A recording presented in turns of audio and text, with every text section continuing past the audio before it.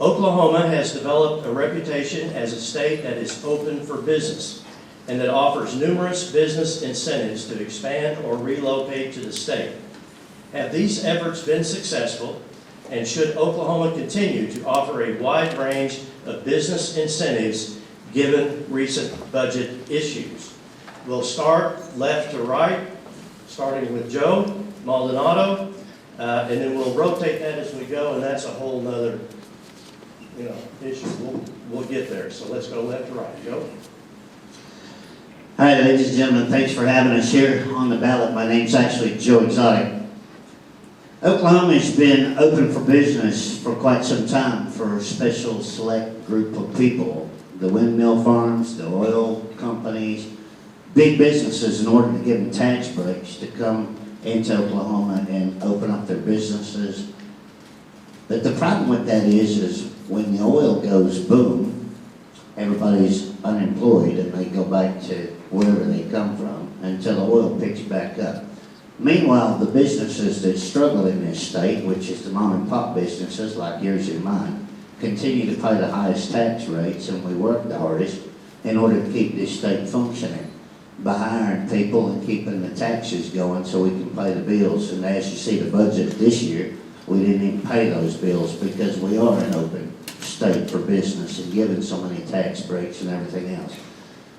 Meanwhile, the county roads are all getting tore up by all of the big oil company trucks and equipment and everything else that's tearing up our roads and polluting our rivers and our air, especially around where I live in Wynnewood, Oklahoma, with the refinery right there.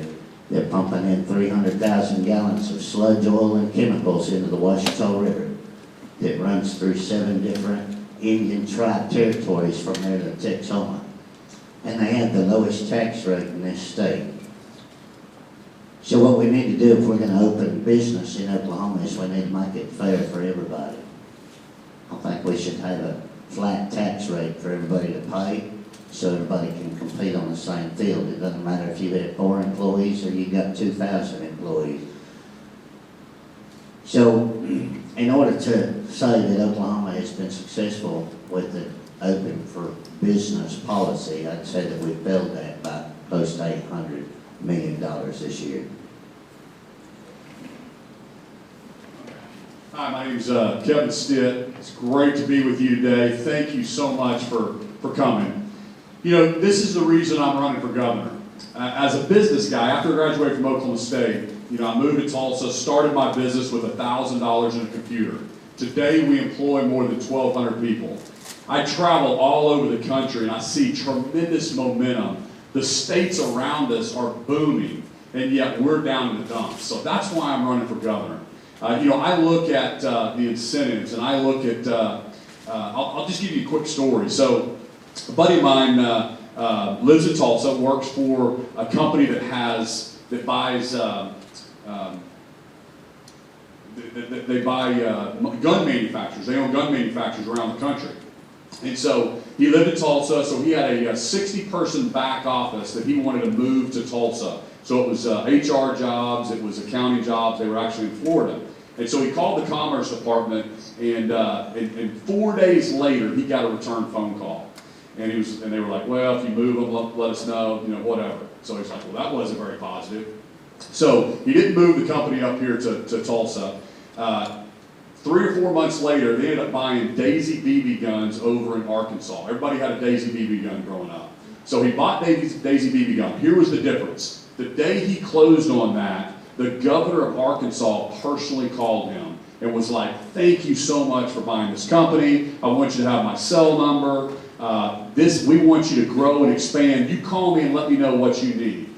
So what did he do? He ended up moving that 60-person back office over to Arkansas. Then 6 months later, they bought another company over in Missouri, moved that down to Arkansas. So here was a little 60-person back office that we kind of poo-poo, turns into a 500-person company. I guarantee you, day one in office, Oklahoma, everybody will know that Oklahoma is open for business. As the CEO of a company, I know how to talk to CEOs. A lot of this is just blocking and tackling. I've also talked to commerce secretaries that used to work back in the board administration, they worked all the way through Fallon, and we used to have commerce departments located overseas, also in higher tax states. We've stopped doing that. Right at the time when Texas and Arkansas started expanding, we have the best state in the union, and I believe we can be top 10 in growth, top 10 in education, and top 10 in infrastructure, but it's going to take a business person, it's going to take an outsider to get our state growing. The national economy is starting to boom. There is repatriation of dollars coming back into the U.S. There is manufacturing wanting to come back. There is not a better state with a better location than Oklahoma for distribution, for manufacturing, for aerospace. We just need a governor that's pro-business, that knows how to get the jobs here. Around 1990, Oklahoma and Oklahoma City probably had about the worst economy in the country. We were coming out of the oil bust of the 1980s, and Oklahoma City was really looking for a boost to its economy. And so they started putting together an incentive package to lure United Airlines to build a maintenance facility in Oklahoma City. They passed a sales tax, about $120 million of sales tax dollars. We're going to go to build that facility for United. The governor called a special session of the legislature to boost up the state's incentive package. It was probably about $150 million in 1990 money on the table for United if they would just come and create 5,000 to 9,000 high-paying blue-collar jobs in Oklahoma City. And now a very special press conference, the CEO of United announced that we're going to put those jobs in Indianapolis. And so all of those incentive dollars that Oklahoma City and Oklahoma had come up with didn't really matter. And what they found out later was that the quality of life in Oklahoma City had sunk so low that corporate America was no longer interested in Oklahoma and Oklahoma City at any price. And so that was the beginning of the MAPS concept. Invest in ourselves, a penny on the dollar sales tax that started rebuilding downtown Oklahoma City and really signaled the rebirth of the economy in Oklahoma City. Obviously, 10 to 15 years later, you know the success story that's gone on there, and now we still have to place incentives on the table periodically to be able to help create jobs. None of us like incentives, but it is the cost of doing business, especially if they're higher paying jobs. Since I became mayor in Oklahoma City in 2004, we've created nearly 100,000 new jobs, nearly 10,000 new businesses. Most of the incentives that are in place from the city level are performance-based. In other words, if the jobs aren't ever created, if the salaries aren't ever paid, then no tax rebate is ever paid to the employer. There's very little risk in that type of endeavor, and I'm fairly comfortable with those performance-based incentives being offered. But when you start getting beyond that, I start getting more skeptical. And as we become more and more creative with the incentives, I think we have to have a little bit more of a skeptical eye about what we're really trying to do. But largely, we ought to be looking at incentives if they are higher paying jobs, if they can be a catalyst to even more. But long term, we've got to be able to create jobs in Oklahoma City, and those incentives are going to be necessary. So be skeptical, test it out, but absolutely, we need to be competitive. And if you don't want Oklahoma to be competitive, you sure don't want to elect me as your governor, because I'm going to fight for every job I can for the state of Oklahoma.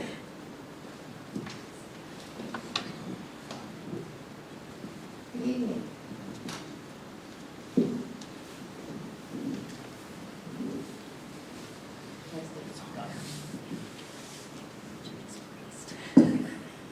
Good evening. It's a pleasure to be here this evening. Something's always wrong with the girls' mic, so just get ready for that. But I'm happy to be here. I'm Senator Connie Johnson, and I'm running to be the next governor of the state of Oklahoma. Our first question deals with the issue of the business environment and the business climate, and whether business incentives have been useful and productive for our state. To some extent, I've lived through several business incentivized programs. GM in particular is one, and we know that they ultimately left the state, but we also know some other things happened in the midst with the advent of right to work in Oklahoma. So it's not just about our talking about the environment from the point of view of incentives. We also should talk about the environment from the point of view of the diversity of the types of industries that are coming to our state. We should also talk about it from the point of view of education and what we're doing to prepare our children to occupy high-paying jobs. And we should talk about it from the point of view of wages and whether we're talking about a $15 minimum wage that makes for a livable wage for everybody. I think in the state of Oklahoma, businesses are looking at us and they're wondering why. We have a sad state of affairs with regard to education, and we have very few ideas coming forward that are progressive about how to fund education, how to make our state look better in the eyes of the world. And I believe tonight, I hope we'll get to talk about some of the incentives that are local and that are literally homegrown. I am a proponent of legalizing cannabis in Oklahoma, and I believe that that is a source of revenue that few of us will talk about, but we see what's going on in other states, 30 states in particular, where they have legalized medical cannabis. We will vote on that. But I think that's a matter of business coming here, of industries coming here, of high-paying jobs, of high-paying performing jobs that anybody can have. I've been a proponent of all boats rising, and necessarily when we're looking at our business environment, we have to be concerned about all communities and whether they're participating and what the future holds that we can ensure will help them to recover. I think business incentives work, but I think they have to have some additional requirements. I think we also should be talking about cooperatives, reestablishing cooperatives in communities where businesses have left, and allowing citizens and employees to own the companies and therefore have some say-so in their turnaround. Thank you. Thank you, I'm Gary Jones. I want to introduce my wife, Mary Jane, and next to her is her nephew. Some of you may know him, George Horton. He's the assistant principal at Stillwater High School. I was a county commissioner in Comanche County, and we worked on economic development. In fact, when I first came in as county commissioner, they had given out grants to virtually anybody that wanted to provide a job to Comanche County. And at that time, they'd given out 22 grants, and 20 of those companies were out of business. So what I said, instead of giving a grant, why don't we make them do what they say they're going to do? In fact, Bar S decided that they wanted to look at Lawton. I actually negotiated with Bar S and found out what it was going to take in order to bring 600 jobs into the community. And we figured out what it was going to take, and we said, okay, let's make sure we do this in the best way possible. And what we did is we went to the citizens and said, this is what we're going to do, or we're willing to do if you are. If you do a 1-cent sales tax for 1 year, and here's exactly what it is, we'll make sure that we have everything in place. We have the contracts that say they're going to have to provide the jobs, and we didn't make them a grant, we made them a forgivable loan. That said we structure it in such a way that you're going to have to provide those jobs that you promise in turn to get that money, and they did. In fact, not only did we able to bring in Bar S, they came back later and said, listen, Republic Paper wants to come in, they want $1 million incentive to buy the land. We don't know what to do. And I said, guess what, guys? We have enough money left over from the other, we can bring in Republic Paper. Folks, what we have to do is we have to treat these as business deals. You know, the idea, I know communities want jobs, but if it's not a good deal for the community, we don't need them. And what I mean there is you have to be able to analyze them and determine whether or not you're getting a fair return on the investment, because you're investing people's tax dollars. And it's real easy to spend other people's money. And a lot of people, it's real easy to spend tax dollars. But I'll tell you, I'm probably the most frugal person spending tax dollars. So when we start looking at that, I think we let the local communities, I would like to see us develop a program, because, you know, jobs going into Chattanooga, Oklahoma, 10 jobs may be a big deal. But let's develop a program through the Department of Commerce where we work together with those communities. And if they're willing to invest to do that, we let them do that. Because, folks, we need to make sure that we're not wasting your tax dollars. We also need to make sure we have safeguards built into those, that there are limits. Sometimes, like the wind, you know, Governor Keating said when he was for the wind generation credits, he never dreamed what it would be. We got to make sure that we have safeguards built in, we have limits built in, that we don't turn around and put our state into jeopardy because we did a deal that maybe worked too good, or maybe we didn't see the unforeseen circumstances of what might happen. So we have to really research and make sure that we safeguard everything we do, because like I said, it's your tax dollars, we want to make sure we invest them wisely.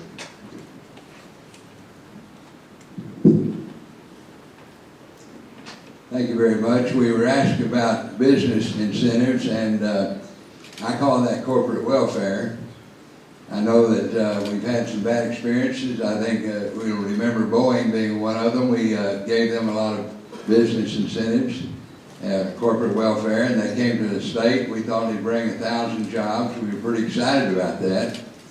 But in fact, it didn't, because they closed their place in Kansas and brought the workers here and then brought them from other states. So at the end of the day, we didn't get the jobs we were looking to get. It's time that we start thinking about getting people in Oklahoma, businesses in Oklahoma, without having to pay them to come. You know, you take the wind farm that was just mentioned, we gave them phenomenal incentives. They didn't come. They didn't come until we built the infrastructure that they needed. We already had the wind. They were going to come, right? Because we had the wind. We in Oklahoma know we have the wind. So they were going to come, but we gave them business incentives, $74 million a year. They didn't come until we built the infrastructure. So we've got to focus on building the infrastructure if we want to bring new business to Oklahoma, as well as education. I say at least 2/3 of the education budget should go to the classroom. 2/3. So we've got to do the right things, and education is the bedrock of economic development and the future of our state. We've got to pay attention to that.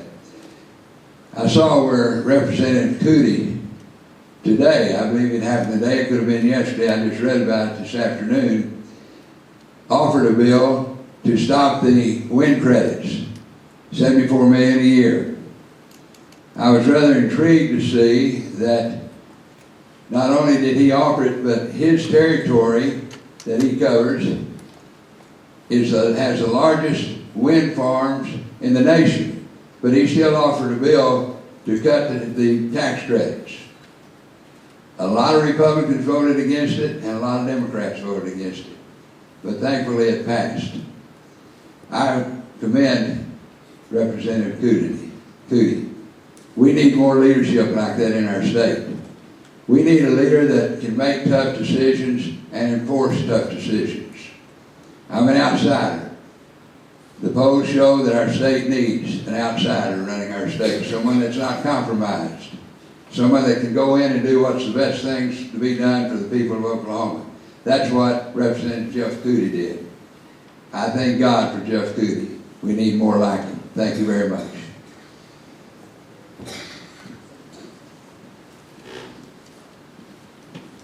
First, I want to thank the university and the chamber for hosting this event, and they're probably tired of me hearing me say it, but the Oklahoma Academy folks for putting this series of forums on. It's a tremendous benefit to the voters of Oklahoma, in my opinion, so thank you again.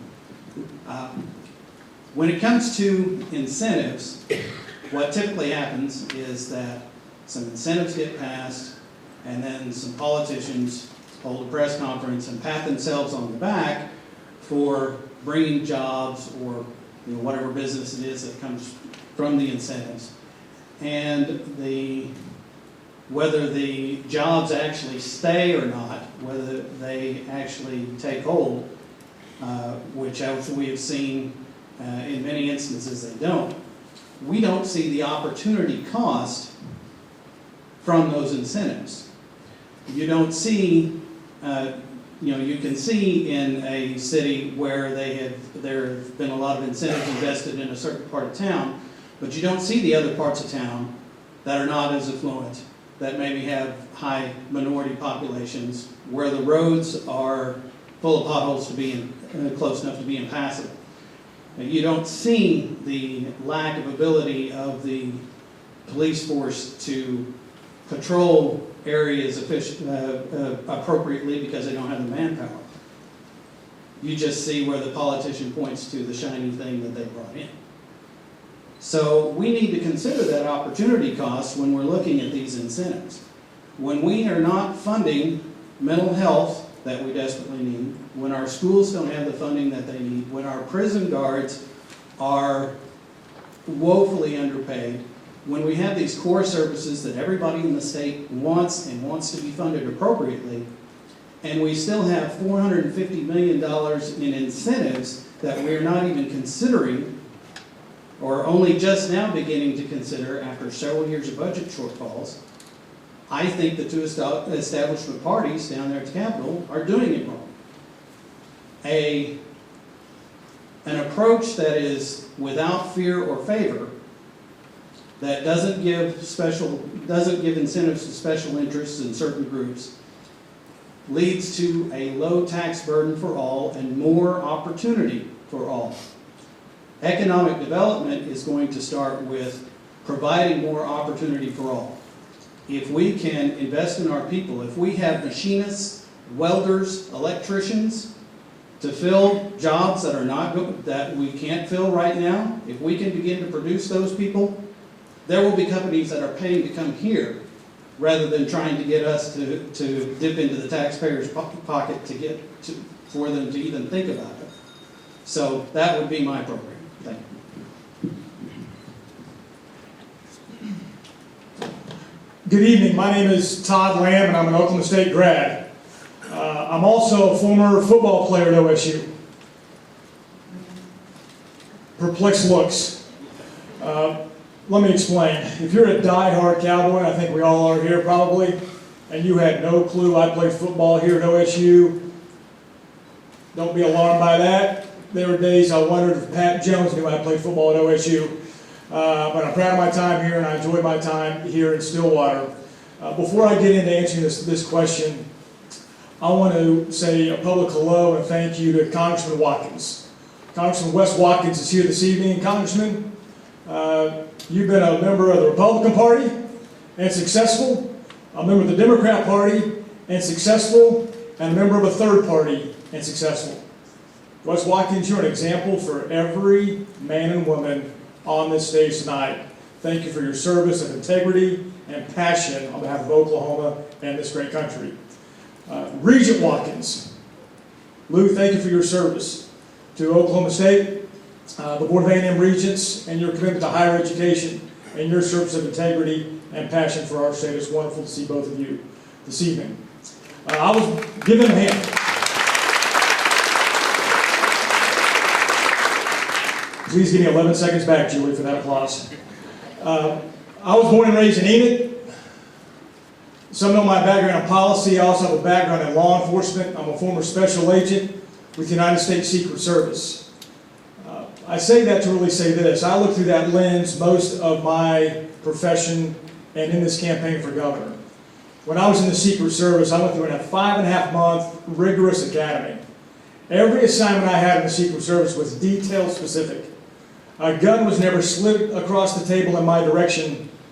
My supervisor never said, "The president's headed to this city, why don't you head on over there and do what you can?" I had detailed assignments, advance, and detailed backup with everything I did in the Secret Service. Oklahoma is so much of the mire we're in because Oklahoma's had no plan. If you have no plan, you certainly have no backup plan. My plan for Oklahoma is to renew Oklahoma. Renew is a 5-letter word but serves as an acronym for my detailed plan for Oklahoma, RENEW.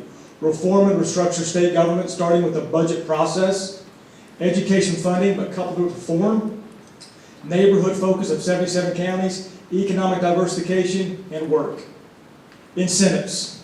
The problem Oklahoma has with incentives, last year, $6.7 billion was claimed in sales tax exemptions. With credits and incentives, it was $8.9 billion. 3 problems with our incentives in Oklahoma. Too often, when an incentive goes in statute, there's no object stated in the statute. That's a problem. There's no sunset date for that statute. That's a problem. And there's no financial ceiling for that incentive. That is a problem. The ultimate incentive for Oklahoma is sound public policy. We've removed so many artificial barriers for growth. Right to work at the turn of the millennium, 2007, lawsuit reform, and 2013, workers' comp reform. That's the ultimate incentive for businesses to grow in Oklahoma.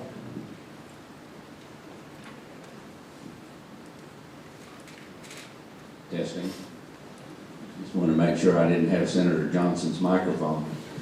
I'm Drew Edmondson, and I've been a member of the Oklahoma Academy for 27 years, so I want to thank me for hosting this forum. And you all are welcome to be here. I'm glad to see you all. The issue is one of incentives, and I think there are going to be instances where incentives are necessary The governor has a deal closing fund to provide assistance to close a deal with a company that's talking about moving to the state of Oklahoma. They could want an exit ramp or an entrance ramp off a highway or a spur off a railroad or something in addition to the land that's there where they intend to put their plant. The economic development experts that I've talked to, Tulsa, Oklahoma City, and around the state, have said that fund ought to be larger, and I'd be in favor of that, but I think it's necessary to have it there. I think there are also occasions where incentives in terms of short-term tax avoidance are also sometimes necessary.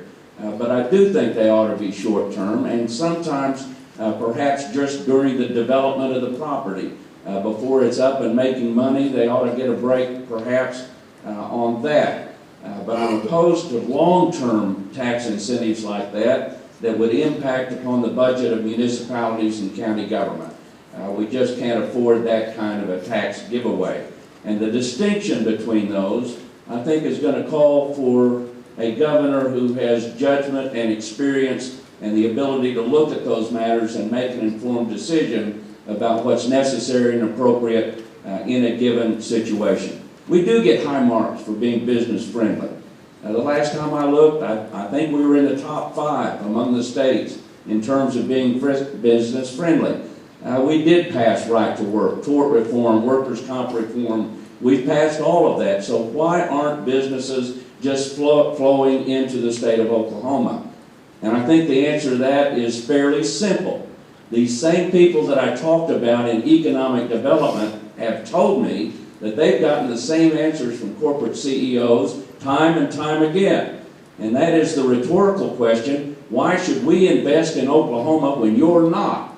And the answer to that is we must. We must invest in education, in our roads and highways, in health and mental health, and the other needs of our citizens if we expect corporate America to beat a path to our door to come into the state of Oklahoma. It can happen, but we're going to have to work to get it there. And by the way, the incentives that I'm talking about should not just be available to a company moving from Michigan to Oklahoma. They ought to also be available for an existing business that wants to expand. If they can bring in 150 or 250 new jobs, let's give those same incentives to an existing business here in the state of Oklahoma. Thank you very much.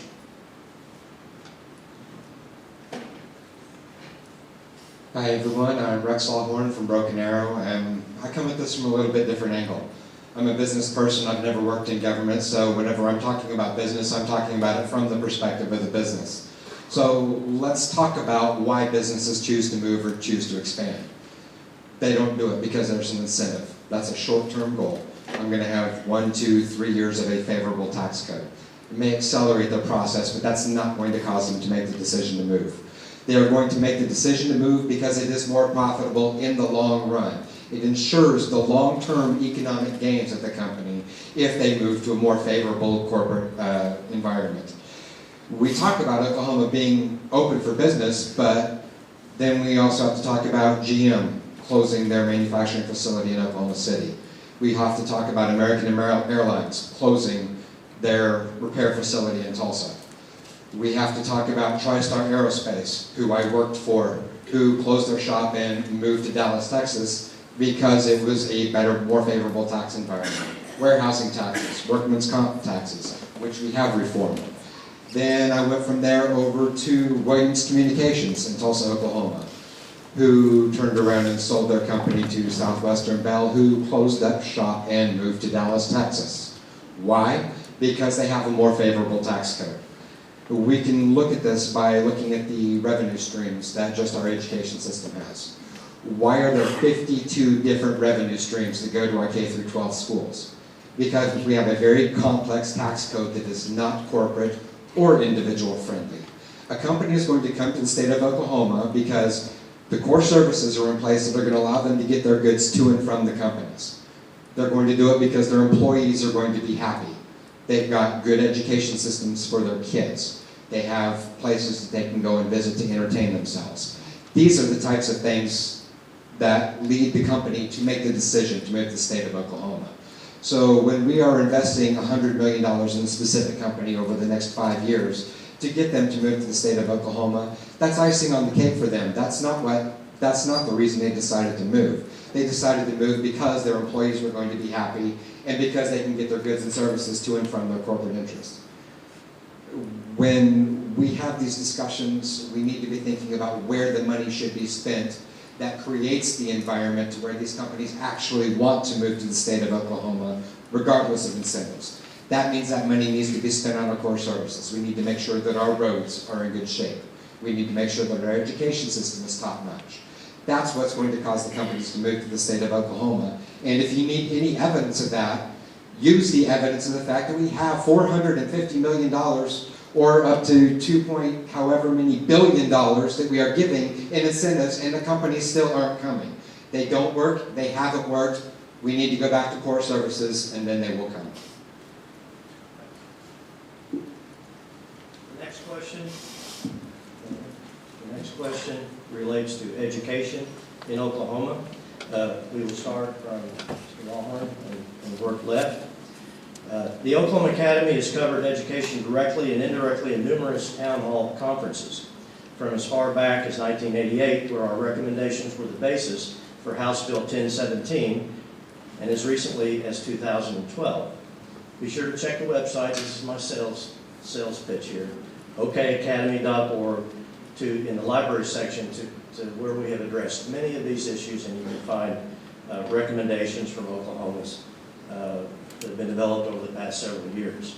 The next question, if elected governor, what is your plan to support and improve Oklahoma's pre-K through 12 career technology and higher education systems? Mr. Lawrence. In the pre-K through 12 system, Oklahoma spends $12,700 per student. That ranks us about 38th in the nation. Our K through 12 students are performing at 48th in the nation. There are two reasons for this. One, we still rely on a 1920s educational model where the same education is appropriate for everybody and shovel them through the system. Number two, we spend a vast majority of our money on administration and not in the classroom. 55% of the dollars go into administration in the state of Oklahoma. It needs to be exactly the opposite. So my plans for improving education in the state of Oklahoma are: one, consolidating the administrative costs of these districts. We don't need a superintendent for all 527 of them.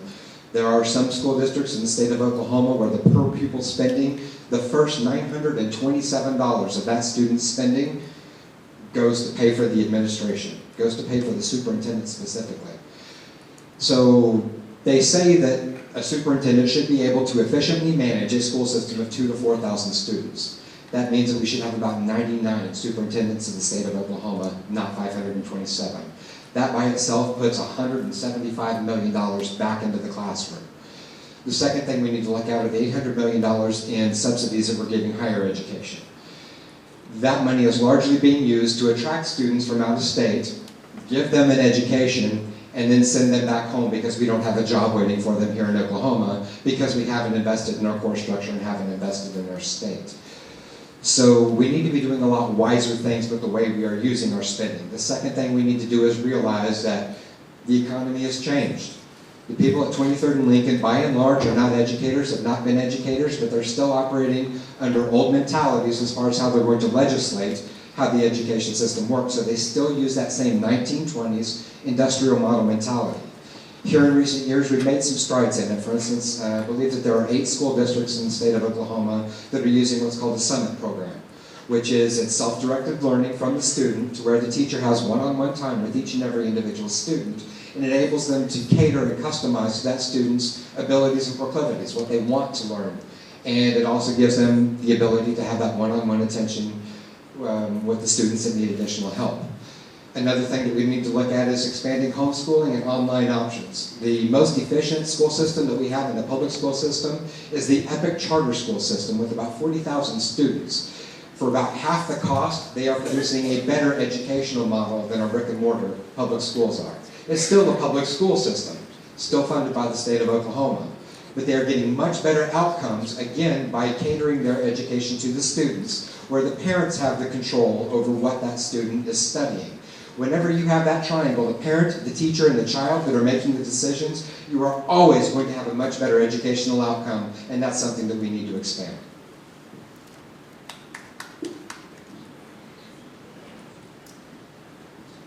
My plan will begin by restoring the budget. We have to do that. The days of having billion-dollar holes in the budget year after year, which has shortchanged the kids in our schools, it's shortchanged every area of government that's providing services to the people of the state of Oklahoma, that's got to be over. And we made a good start in April when we passed about a $400 million tax package. It's supposed to fund a $6,000 pay raise for our teachers. And I say that's a good start because two of the major components of that, the gasoline diesel tax and the tobacco tax, are only earmarked for those pay raises in year one. In year two, the gasoline tax appropriately goes back to the Department of Transportation, where the legislature's been taking money for year after year, setting our road plan back, and then the cigarette tax goes to health issues, which is also appropriate. But to the next governor of the state of Oklahoma, that sends a message. The $400 million isn't going to be there for teacher pay raises in year two. So you've got to start working on the budget and get that fixed. And that's what I intend to do. The legislature, in my opinion, has gone in the exact opposite direction. Higher ed, for example, has been cut more in Oklahoma than any other state in the nation. Alabama is a distant second. The cuts in Oklahoma are almost double the cuts in Alabama.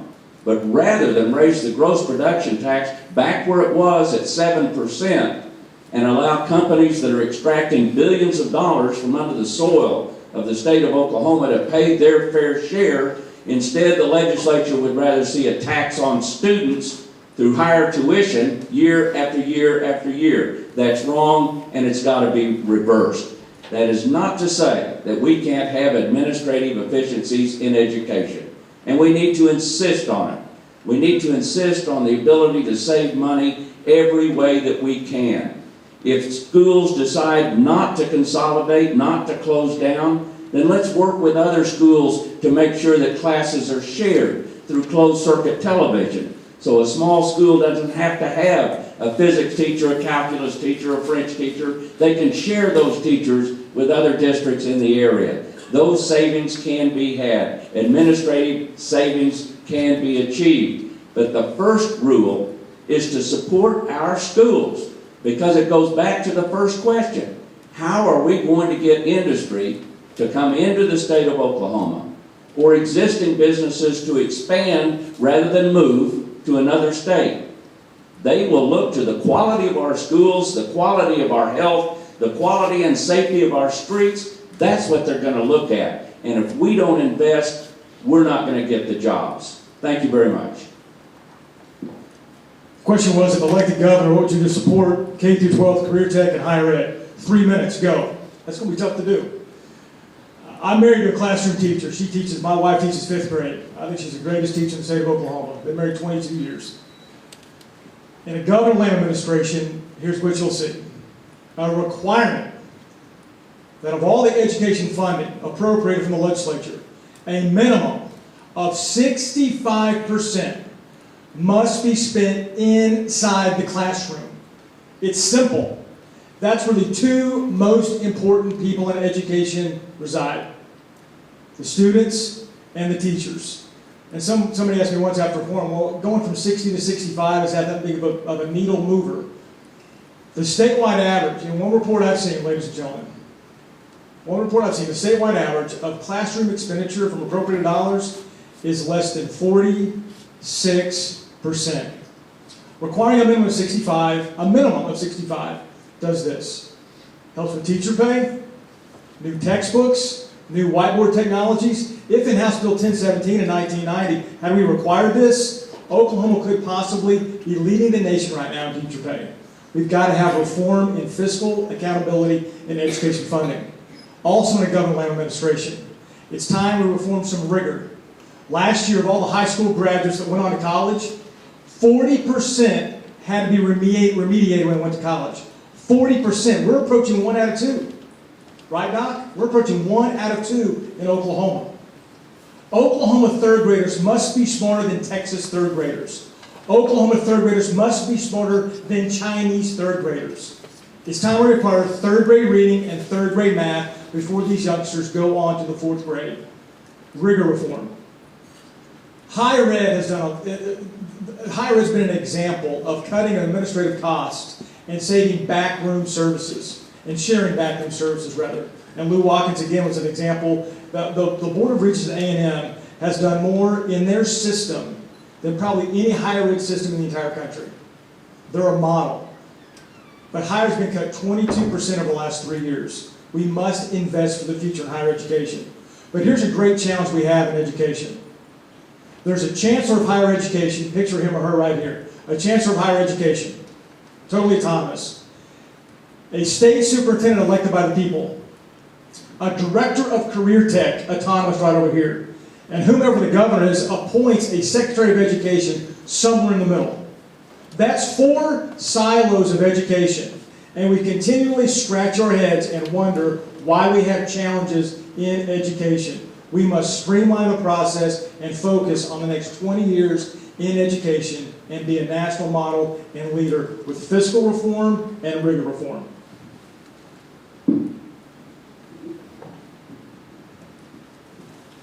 So the question was about our Common Ed, Career Tech, and our universities. Something that is interesting about Career Tech is that most of those institutions are in much better financial shape than our Common Ed and other areas of education, and are a lot more responsive to their communities, and are doing very well with well-paid staff and instructors. It's also the case that our Career Tech institutions have a much lower percentage of their budget coming from the state, and thus being controlled and having strings attached to it by the politicians at the state capitol. In my view, we need to put that philosophy more towards our Common Ed so that there is less political control of our classrooms by the politicians at 23rd and Lincoln, and more control of our classrooms by our professional educators who know what they're doing. You know, we've had, every year the State Department of Education does a survey of former teachers.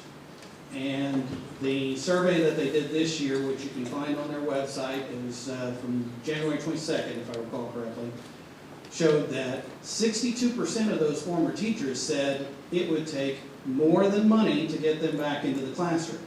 That more than money is the political dictates that come along with the state appropriations. We need to have more funding sources that are not under the control of those politicians, and again, more authority and responsibility in the hands of our local school districts and our teachers, and that not only puts the educators in charge, it puts the decision-making within reach of the parents of the students in those individual classrooms. In my view, the only people who need to be making decisions about the education of any individual child are parents and teachers that know that child.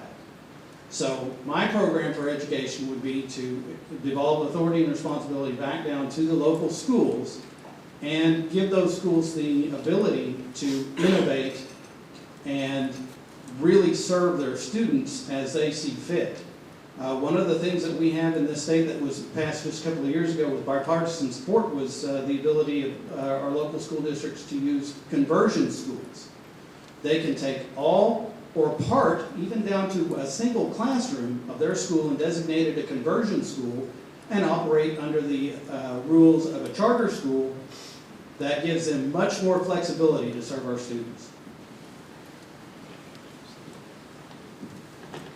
Probably everyone on the stage has done. I've visited with a lot of the superintendents around our state, talked to them about what they think is important, and one of the things that they pretty much all say is let us have local control. I'm totally for local control. I was before I talked with them, because I used to be an attorney for a school board, and I learned a lot about the importance of local control. I'm opposed to the state board system being able to overrule local boards. As governor of Oklahoma, you've heard me talk a lot about doing audits. If you watched anything about any of my talks, I will audit every state agency in the state. Education is one of the first 5. How do we know where we're going if we don't know where we are? We will do an audit that will show us where we are and where we need to go. I say that, let me ask you, the Tulsa superintendent, for example, makes over $400,000 a year when you throw in benefits. The governor of Oklahoma, and I'm not running for the job for the money, but the governor of Oklahoma makes $140,000 a year, I believe I've been told. I didn't ask, I just heard it. But we have to look at the bloat in upper administration and do something about it, and put 2/3 of the money into the classroom, to the teachers, the books, the supplies. Those are the things we have to do. Also, as I've talked to superintendents, I hear time and again, we need to keep the federal government out of our business. I totally agree. We need to keep them out of the business. As I've been told by a couple of superintendents, it costs me more to handle the paperwork in dealing with the federal government than I end up getting. And it's kind of like the guy that says, you can keep the cheese, just let me out of the trap. So we're going to let them keep the cheese and let the superintendents out of the trap. The bottom line is to create the education as it should be, as I said earlier, because it's the bedrock of economic development. I've said if someone wants to know how important education is, talk to someone that doesn't have one. That was my father.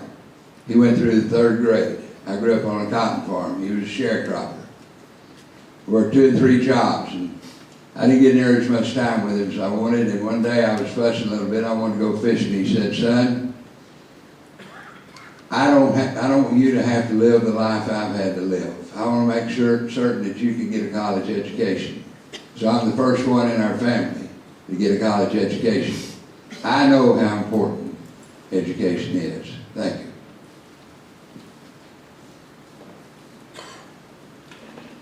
You know, I'm married to a teacher. She taught for 36 years. My daughter's a teacher. My sister was a teacher. My sister-in-law, and we have 9 nieces and nephews that teach in Altus, Lawton, Cache, and Stillwater. You know, when I became state auditor, someone came to me and said we had a problem with the assessors. Some of the assessors were not properly assessing properties, which means that money that should be going to schools isn't. So I didn't come up and say, well, I'm going to tell you what to do. What we did is we brought the assessors together and brought the other experts together, and we came up with a solution to get it implemented. At that time, there were only 29 counties that were properly assessing properties. Today, there's 74. We expect all 77 to be online, which will bring more money into the schools. But folks, nobody at 23rd and Lincoln can solve the problem with education alone. What we have to do is we have to form partnerships with education. They have to have somebody that they know is an ally, instead of somebody that's constantly trying to tell them what to do and put all these additional regulations when they've never taught a kid. You know, it's amazing some of the things that are happening around this state. You look at the different models. What we need to do is come together and look and bring those educators together, look at the best things that are being done in Oklahoma, and truly have a panel that is representative of educators. I was at a OSSBA meeting, and I got a phone call, and I walked out, and I walked back in, and there's a room with school board members, superintendents, principals. I said, the collective wisdom of the people in that room is far greater than the collective wisdom at 23rd and Lincoln. If we'll harness that and say, let's work together to improve this. If they know they have a partner. You know, for years, they kept saying we're going to give teachers a pay raise. And you've heard all these different plans. 2 years ago, it was A+. And they couldn't get enough votes to get over that 75% threshold. Last year, it was step up. And the business community rallied around them and said, let's get this done. They still couldn't get over that. Well, the day after Step Up failed, I was walking down the hall, and I've been presenting this plan to the Republicans for years. And so I'm walking down the hall and a Democrat rep walks by and I said, what if we did this? Let's don't make this so complicated. Let's make it real simple. Let's do 5% gross production tax, because that's a fair rate. It should have never been down to 2. Let's do 75 cents on cigarettes, and let's do a 3-cent tax on gasoline instead of 6, and 6 on diesel. Makes it 20 across the board. That'll fund a teacher pay raise, give some money to health care, put more money in roads and bridges. He said, I like that. The next day I get a phone call, and the leader says, we'll deliver all 28 votes if that comes up for a vote. He said, are you willing to come at a press conference at 2:30 and announce that? And I'm thinking, I'm a Republican running for governor. What's it going to look like with 28 Democrats standing behind me? I said, I'll be there at 2:30, because folks, that's the right thing to do. We have to reach across the aisle. We have to come together as Oklahomans and start solving these problems as we can if we work together. I showed I could do that. I'm willing to do that, and that's what I'll do as governor. Thank you. Thank you. I'm happy to be the child of educators. My mom retired as a counselor, my dad as a principal. I also studied and taught French for a while, so I'm speaking as an educator. As a past staff person for the Senate, I also wrote legislation that impacted education, and as a senator, I was at the table, engaged in the discussions as our education system was reviewed. As governor, I would support and improve on K through 12 education, first and foremost, by restoring balance in the room, by providing the behavioral health services that used to be there, by making sure that parents are engaged once again in their children's education, and to use the, just to use our existing sources to make sure that everything that's happening in the classroom is for the best interest of the students. For higher ed, right now we know our students are saddled with tremendous student loan debt, and that applies as well to junior college. And so I support free junior college and free college education for the first 2 years to give people time, and then when they get out, not to be saddled with that debt. I think the biggest piece we're going to have to talk about, though, is how will we fund a pay raise for teachers? How will we fund improved supplies and equipment for teachers? And literally, by holding existing funding streams accountable. You've heard about the kick the can down the road schemes that are short-lived, that we use all the time. But we want to talk about new, dependable, and sustainable sources of revenue that can fund our education system, much the way they have funded the systems in Colorado and 29 other states. I hope we'll get to talk about that tonight, but our state is in need of new money. We're in need of holding existing funding streams accountable, and we're in need of leadership that is bold and courageous enough to stand up and say, there is a better way, Oklahoma, and let's try this. I wanted to spend a moment to address the negativity that was expressed a while ago about job creation in Oklahoma. Let me assure you that when we were discussing the incentive programs a while ago, that businesses are moving to Oklahoma. Young, highly educated 20-somethings are moving here and filling jobs. Businesses are being created. I've been doing business in the state of Oklahoma for the last 14 years, and we've seen tremendous success that has spilled over into the entire state. There are a lot of benefits to doing business in Oklahoma, and there are companies all over the country looking at us constantly, including right now. I also heard people mention the General Motors facility as if it was some sort of failure. That GM plant created high-paying blue-collar jobs for over 25 years. When they finally decided to shut down the facility, I was involved in a couple of trips to Detroit and ultimately a couple of trips to the Pentagon, and we repurposed that building and working with Oklahoma County to expand the mission of Tinker Air Force Base. There's more people working in that GM facility today than there ever were when GM was operating it as a manufacturing facility. And that's continued to diversify Central Oklahoma's economy, which is something the state needs to do. Now, our time here is to be spent on education. Let me say that when I take a step back, nothing is holding Oklahoma's ascension back more than health and education and the low standards that we've allowed ourselves to dip into. We've got to have higher standards for ourselves and our families and our communities. And I intend to be the champion 12 months a year talking about higher standards in health and education to Oklahomans. I don't look at the governor's job as something you do just during the session. I think the governor has the opportunity to create a narrative and set the tone and talk about what's truly important for Oklahoma. There's nothing wrong with the DNA of Oklahomans. We need leadership to talk about health and education and get us on a more stable footing. Man, it seems like it takes forever to get back around to it, doesn't it? You know, education to me is a huge economic driver. I'm such a growth guy. I want to get our state growing again so bad when I look around at other states. We've got to change the vision in education. The rhetoric right now is that Oklahomans don't value education. We've got to change that. So I've been saying from the very beginning of my campaign, we need to be top 10 in education. And when you have a big vision, the leader rolls out that we're going to be top 10 in something, then you have to do something different that got us to 48th or 49th. You know, and I've been saying from the very beginning, we have to pay our teachers what market is. My heart breaks for the teachers. When I say market, I'm talking about what other states around us pay, what they pay in Texas and Kansas and Arkansas. You know, when I hire underwriters at my company, if I didn't pay them market, I probably won't get the best and brightest. Eventually you have high delinquency, and eventually you go out of business. So that's a basic thing that we've got to do. But it's more than that. We've got to focus on getting dollars into the classroom, and our funding formula has not been looked at since 1990.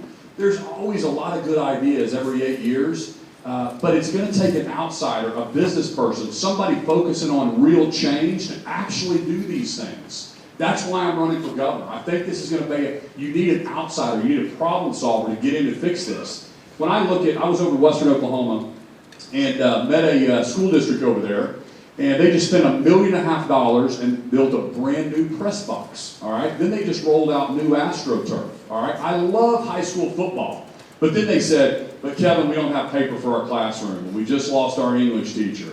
And then I look at how we fund it, and as taxpayers, and as I've traveled all over the state, you know, we don't understand why certain things can only be used for new buildings and capital improvements versus an operations budget.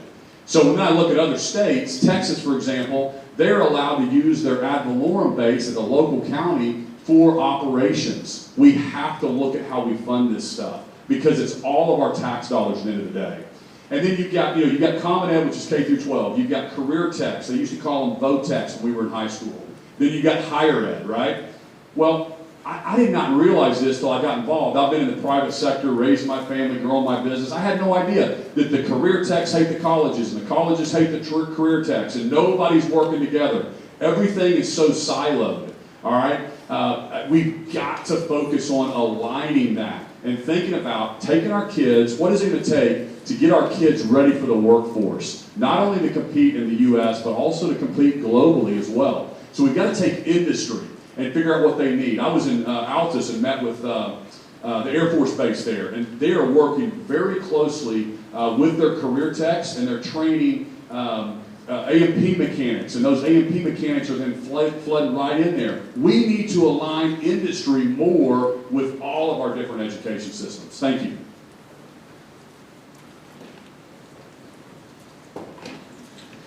Okay, I'm all for education, but we've got a whole lot of broken things in this state. First thing is I was the youngest police chief in the state of Texas at the age of 19. I opened up a facility here in Oklahoma with $1,000, and today it operates on $1.5 million a year. And I didn't step foot in college one time in my life. I'm all for higher education. You have a beautiful school here, but we're forgetting a very big part of Oklahoma out there, and that's rural Oklahoma. Okay? And not everything that's going on out in rural Oklahoma is fit for the kids to come here, okay? We got to get more trade schools going on. We got to get more things set up in the schools for the people that are in the areas of where they live and the interests that they have in. Not everybody's for college, and not everybody has to go to college.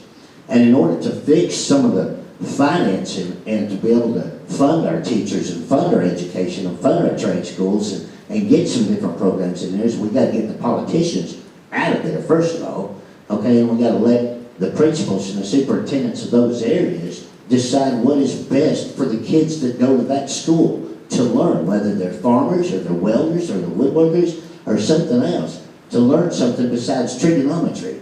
Not everybody that's going to go to school in the state of Oklahoma is going to use trigonometry. In Garvin County, we have 8 superintendents making $750,000 for 5,400 kids. And we have one in Oklahoma County making $250,000 for 46,000 kids. They don't even use common sense when they start programming how people are getting paid around this state. We have 600,000 people in this state on food stamps. I arrived here in a limousine, and they gave me $249 a month in food stamps. I filed just to see how broke this system is. We have no accountability in this state. I don't know what part of the world y'all live in. I live in Pauls Valley, Oklahoma, just like you folks do down there, all right?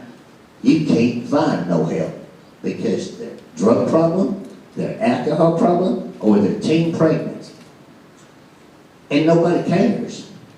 We got to get them some help, and we got to get them some self-respect in schools to care about themselves before we can get anybody to come to Oklahoma and open up a business. I bet I hire 10 people a week, and they never show up for work because they don't have to.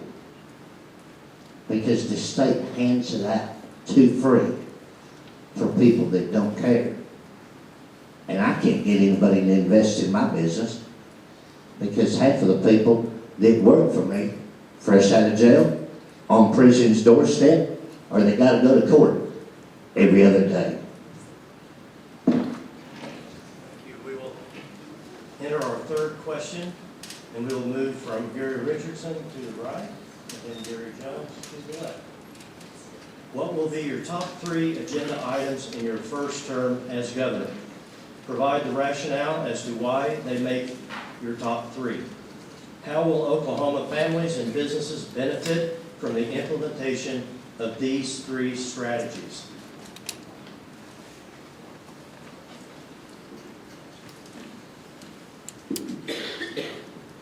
Number 1, and this will benefit every citizen of the state of Oklahoma, I will audit every state agency, every authority, and every trust.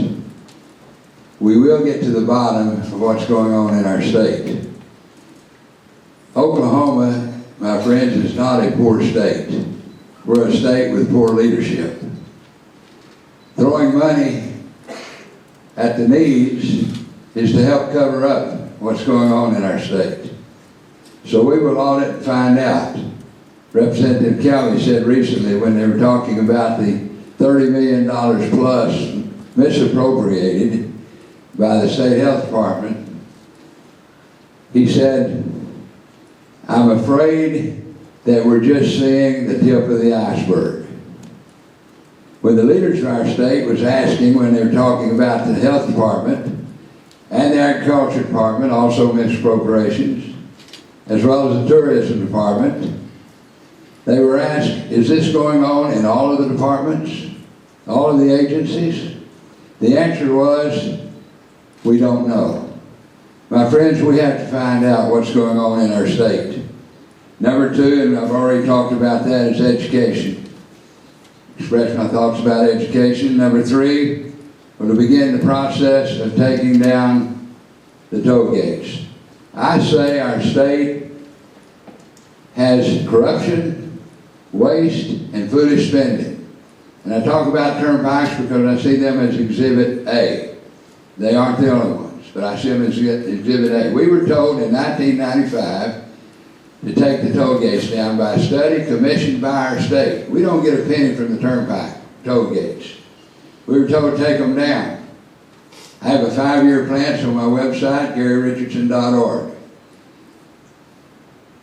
3 steps. Number 1, put the turnpike under ODOT, which we will also audit with a performance audit. Number 2, quit issuing bonds. We issued $1 billion bonds last year. That makes the debt $1.7 billion. Quit issuing bonds. Number 3, The turnpike has to keep $100 million on hand because of the bonds. Use that $100 million, use the toll gate fees for a year, and then take down toll gates. The only person in the state of Oklahoma that can audit that has the power to audit the agencies, the turnpike agency, is the governor. We have to talk so fast. It's the governor, the only one. We've never had a governor do it. The only person that can raise the toll gates is the fees is the governor. Every time they're raised, it's raised in the lame duck session of a sitting governor, my friends, be it a Democrat or a Republican. It's time to stop.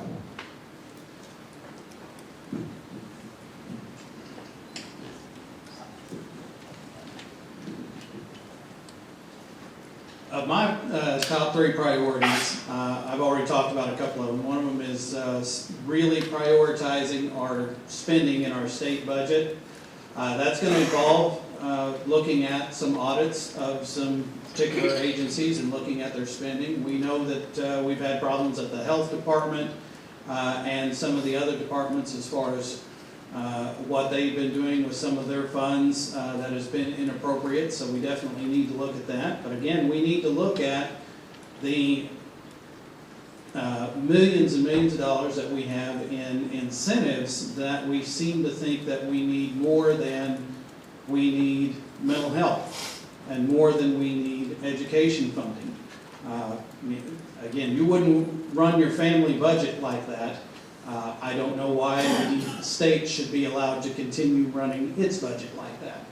So that's a top priority.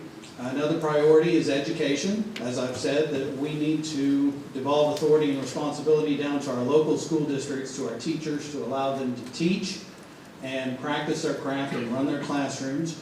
We're going to get better outcomes for our students when we do that. And we're going to have students who graduate from an education system that is teacher-focused with better outcomes and better ability to integrate into the workforce and a better ability to acquire some of these skilled trade skills that we so desperately need, not just in Oklahoma, but nationally. There are over 300,000 skilled trade positions nationally that are going wanting. We don't have the people to fill them, and every day more and more baby boomers retire out of those positions and grow that problem even more. We can fill that if we'll redirect our education system toward being student-focused and preparing our young people to do those jobs. The third priority is criminal justice reform. We have too many people in our prisons, and we have too many of the wrong people in our prisons, and by wrong people, I mean people that shouldn't be there in the first place. We can't afford it, and it's wrong. So we need to look at our prison population, find the people who shouldn't be there in the first place. When we talk about education, prisons are the higher education system of the criminal world. We need to stop enrolling people in that system. And when we have too many people in our prisons, we don't have enough room to keep the people who are truly dangerous there and away from society, and so we make ourselves less safe. So those are my 3 priorities: education, prioritization of spending, and criminal justice reform, and that's what I'll deliver as governor. Top 3 priorities as governor, and the benefit it would be for the people of Oklahoma. Number 1, ladies and gentlemen, we've got to get the budget in order.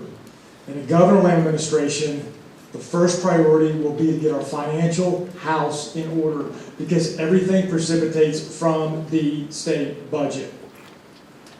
If we had a windfall from any industry in Oklahoma, next year or in 5 years, whatever that windfall was, imagine it being astronomically large. It's a matter of time before Oklahoma would be in the dire straits again. For years in Oklahoma, we've robbed Peter to pay Paul.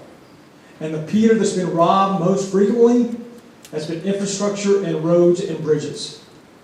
That's why roads and bridges for the longest time have been in dilapidated states. The 8-year plan has been successful in correcting that, but we got in that condition because we robbed Peter to pay Paul. We've got to reform the budget process. In a governmental administration, we'll go from 5 legislators in a dark, smoke-filled room to the open process using all 149 legislators and get to zero-based budgeting, holding unelected bureaucrats accountable. Of the $8.9 billion in sales tax exemptions, credits, and incentives, if we just found 2.5% that was misappropriated, that's over $225 million. Budget reform makes the legislature better stewards of your money and our money, number one. Number two, education reform. And I mentioned that at length in the previous question. Fiscal reform in education, 65% in the classroom, 3rd grade reading, 3rd grade math. The result, student outcome improvement, a better educator workforce, higher teacher pay, and this is what else happens, which makes me pretty excited to think about this.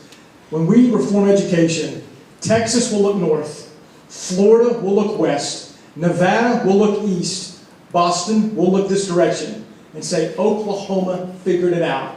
Let's pursue the Oklahoma model. The third priority, diversifying our economy. Here's a guarantee. The oil and gas price will increase again. Second guarantee, the oil and gas price will decrease again. We better get serious about diversifying our economy. As governor of Oklahoma, I'll appoint the first Secretary of International Trade. Oklahoma must export more of our commodities that we manufacture or fabricate in Oklahoma. We just have 4 million citizens. That's not enough people to make for a strong economy. If we just expanded exports with Taiwan, 20 plus million, the United Kingdom, 65 million people. I had a great math teacher at McKinley Grade School in Enid. We're approaching 90 million mouths to feed, backs to clothe, and consumers that want and buy things. And that will benefit Oklahoma because our economy will be insulated and job growth will occur.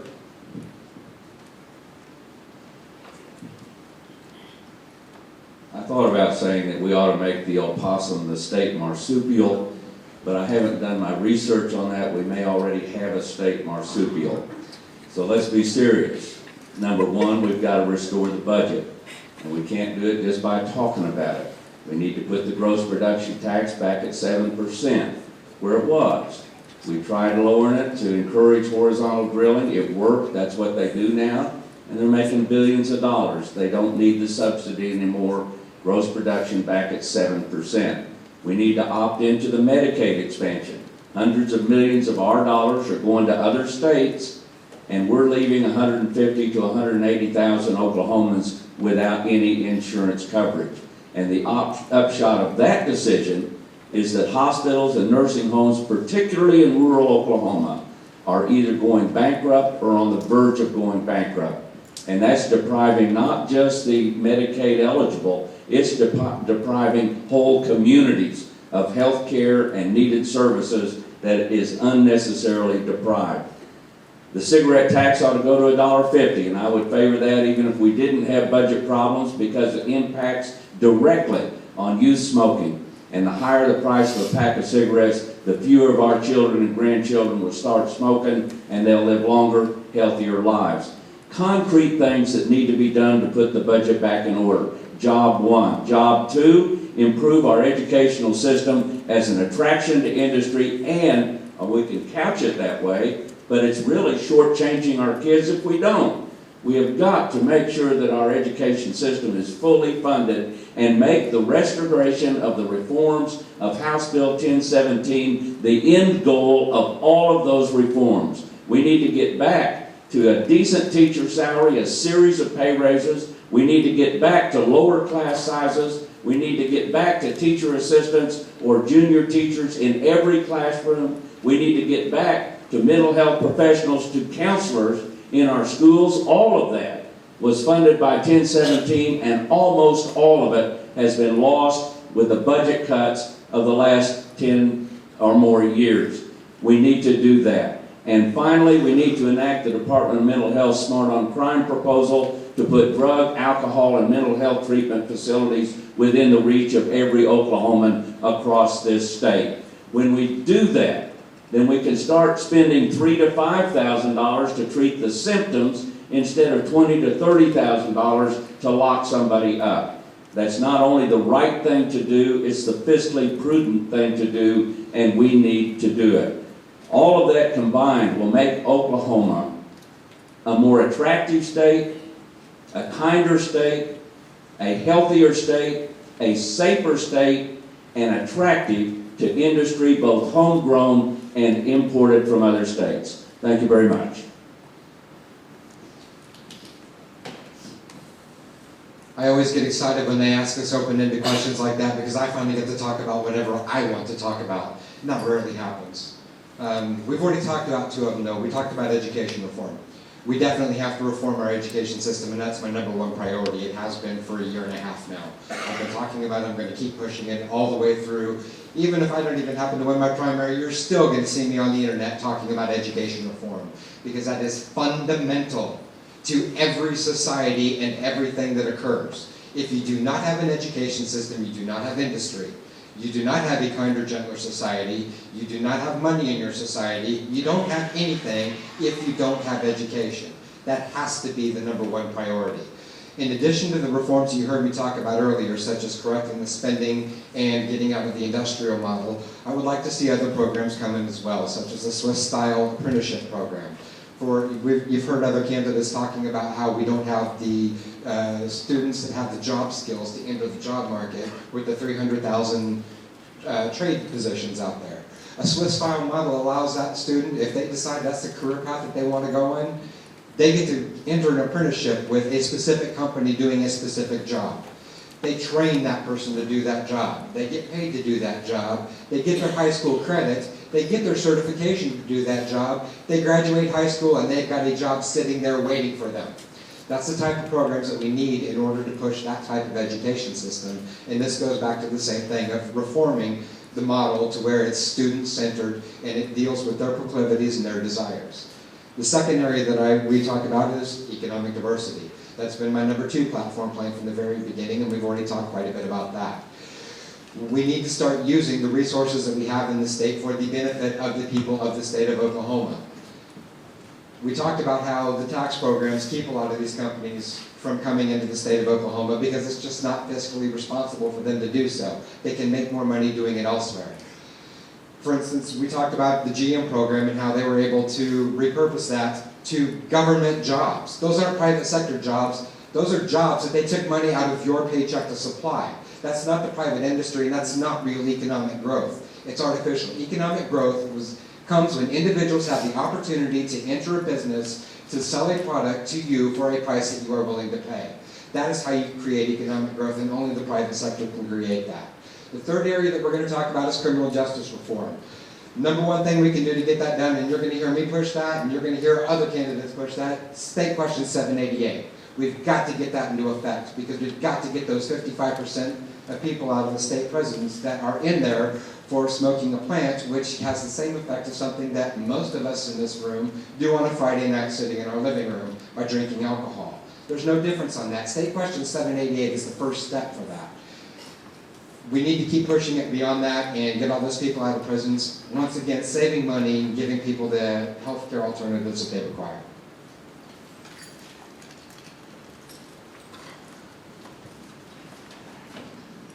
Three items that are my most important are education, healthcare, and corrections, and they're all connected. You know, and it all goes back to the budget. And I will tell you folks that we do have a flawed budget process. But a big part of the process is the fact that we don't have professionals doing the budget. The chief financial officer of the state of Oklahoma right now has a degree in political science.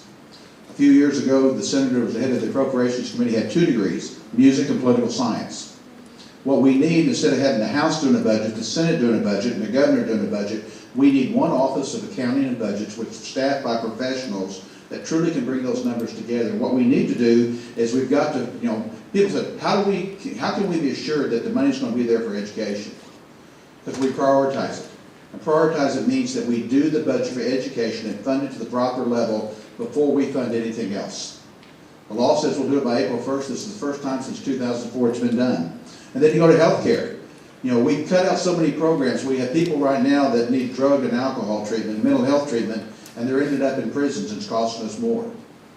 You know, years ago, people talk about House Bills, State Question 780 and 781, that was for corrections reform. What they don't realize is that years ago, we passed something called justice reinvestment, but they never put any money in to do what they passed. You know, I love everybody wants to talk about auditing everything. Well, first of all, when I came into office, in the basement, there was roll after roll of file cabinets, and all the schools and the cities and the trust authorities had paper copies of audits there. If you wanted it, you called us, we'd go down, count the number of copies, tell you how much it cost. It's online now, folks. We put it online. You can go in. If you want to see the turnpike is audited every single year. Go to our website, sai.ok.gov, type in turnpike. You can see. What we need to do is the audits that need to be done. What we also need to do is pay attention when you get recommendations. You know, our office has been cut by $2 million since I've been there. We're down right now from 120 employees to 109. We're getting more audits done because we've increased our efficiency, because folks, I've never had a political hire. You know, a lot of people, the first person they hire is their campaign manager, they give them a big salary. They hire their campaign consultant and give them a big salary. They hire the people that contribute to their campaigns. What we've got to do is have somebody that knows how to run business and the business of government. So we can go through and put the best people in the best place. I don't care if they contributed to my campaign. I don't care if they donated to my opponent. I don't care if they contributed to my opponent's campaign. But we got to make sure we get the best people in the best places. And if we do that, we're going to get the best results. We've done that in our office. We've been able to get a whole lot more done because of that. That's what we have to do in Oklahoma, is quit playing politics with state government and start running it the way it should be run. So, thank you. Thank you. My 3 priorities would be, number 1, stop the stealing, get some money, and get the people involved.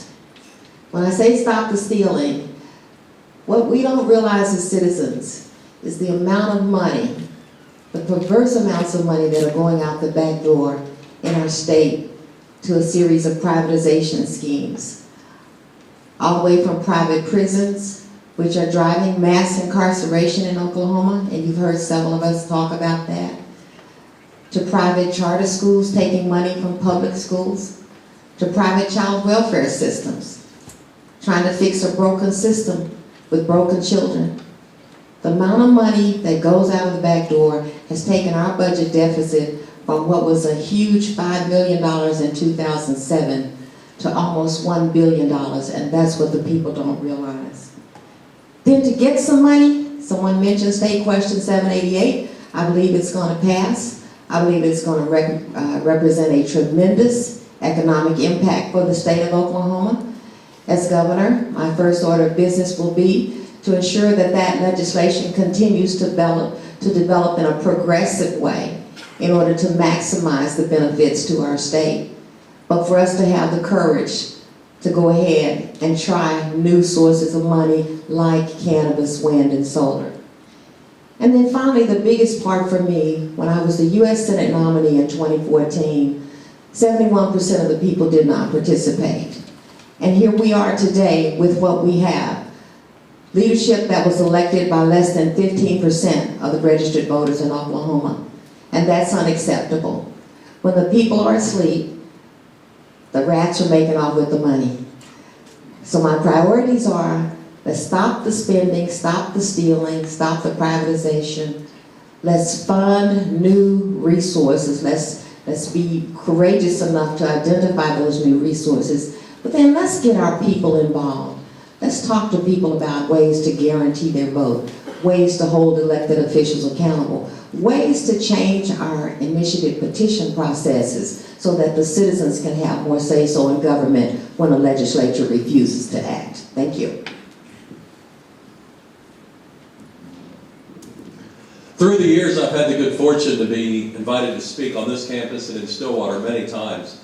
And each time, seemingly, I'm asked about agriculture, the ag business, and how we can grow it. So let me spend a moment on that as a priority of my administration if elected.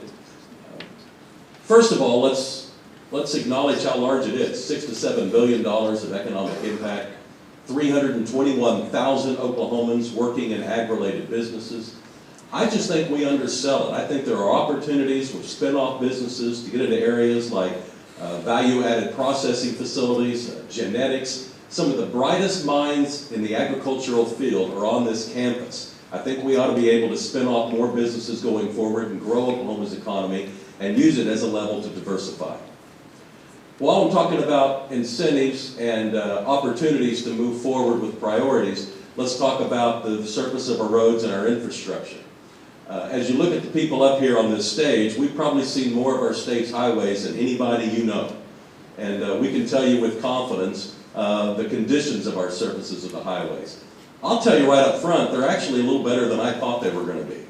I think I had low expectations when I took on this journey about a year ago. But I also know that from my experience as a person who's tried to create jobs, if I bring in an outside investor, someone from outside the state, and I'm standing in a part of our state where we do have deferred maintenance, and I'm implying to this person, I want you to invest here, and they look down at the ground and they can see that we haven't invested here. If they see a crumbling road, if they see crumbling asphalt, they're not going to bring those jobs to Oklahoma. We've got to take care of the rest of the deferred maintenance inside our system before we can ever expect the private sector to invest in Oklahoma from the outside. Why don't I also mention criminal justice reform as a priority? I always say nothing is as powerful as an idea whose time has come. And when I see support from the left and the right in criminal justice reform, I think that's the time to seize the opportunity to see how Oklahomans can do better. You know, we're spending $100 million a year right now on health care for inmates. You want a good health care plan, find yourself in one of our prisons. The copay is really low inside of our prison system. $100 million a year that could be spent on other things. We also need to look at the culture out of the state capitol. It has become overly political. It has become all politics all the time. It has become urban versus rural, and Oklahoma City fighting Tulsa. Republicans versus Democrats. Republicans versus Republicans. House versus Senate. And amidst all that friction, sometimes it seems like the session's nearly over by the time they really get down to doing the business that you and I expect them to take on. I want to thank the legislature this last week for moving forward on criminal justice reform. I know it's a tough issue, and they have made progress. Thank you. You know, as the CEO of Gateway Mortgage Group, I've been in the private sector my whole career. And last year, we grew 20%, even though our industry was off 15%. Rates kind of went up. There wasn't as many loans being done nationally, but we still grew. Because we had a plan, we had a vision, we knew exactly what markets we were going to open, how many loan officers we were going to hire. So that's the job of the leader, that's the job of the governor, is to set the vision and put the plan together and hire the right people. So my top 3 priorities, I want to be top 10 in growth, I want to be top 10 in education, I want to be top 10 in infrastructure, okay? That's where it starts. You know, but you've got to focus on the budget first. If we don't get our arms around the budget, we're going to continue to keep robbing Peter to pay Paul. We're going to keep going through these issues in our common education and stealing from the 8-year plan and infrastructure. We have got to get control of the budget. So, you know, if you think about it, we spend $22 billion in our state, all right? That's about the amount of revenue we have. We only get to appropriate $6.5 billion. It's a very small portion of the overall budget. Everybody's always fighting about this $6.5 billion. All right, we need more control of that entire budget. It's like if you have your personal checkbook and you put 75% of it on auto draft, and then you don't go check on it again for 10 years, or 20, or 50. And that's what our state's been doing. And so that's why it's going to take an outsider. It's going to take somebody that's actually balanced a budget, hired people, set strategy, made those tough decisions to run these different state agencies. Day one in office, I'm going to ask the legislature for the authority to hire and fire the agency heads. We've got to have accountability in those agency heads. You look at the Department of Health, they lost $30 million. Nobody's held accountable. I've got 25 different call centers at my company, and it takes a while to learn how to hire the right people, put performance metrics in place to make sure they're running efficiently and effectively. Because as governor and as a conservative, we know we've got to deliver services to our citizens. Let's just do it effectively and efficiently better than everybody else. We don't have any different issues in our state than they have in Texas, Kansas, Arkansas, any of the other states around us. That's why I'm running for governor. I don't think the guys that got us in this mess can get us out of it. It's going to take an outsider to turn our state around because we can be a top 10 state. Thank you.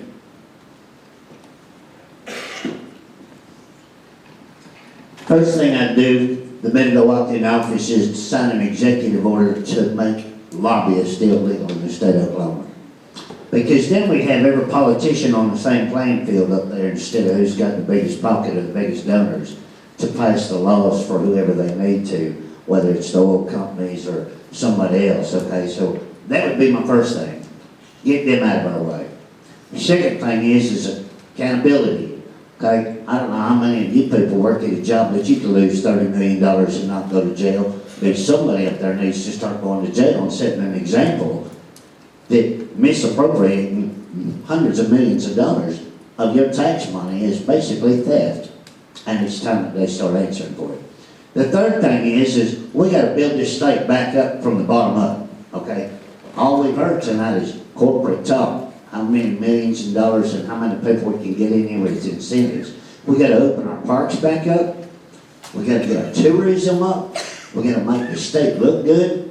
Our roads are covered in trash. We need to get our county prisoners out there on the roads and start doing some of this to earn their keep in jail instead of us hiring private contractors.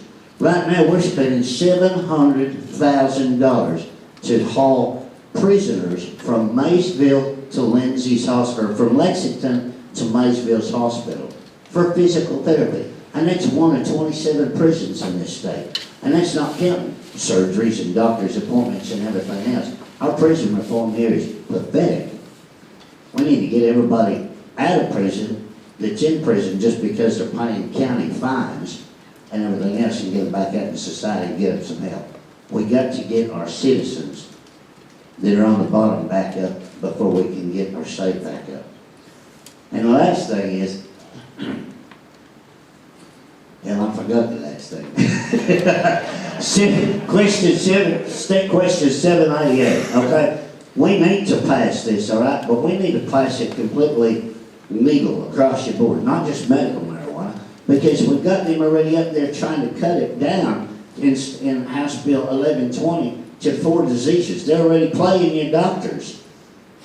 All right, we're out here with oxycodone addictions and Lortab addictions, and they're wanting to dictate now you can only have 4 diseases in order to get a medical card from the very department that lost $30 million. And they're going to tax it 7%, okay? Don't plan on that money getting the state out of debt. I'm all for passing this, but underneath that 7%, they slipped in that little line that all sales tax goes to administrative costs first, and you ain't going to see none of it.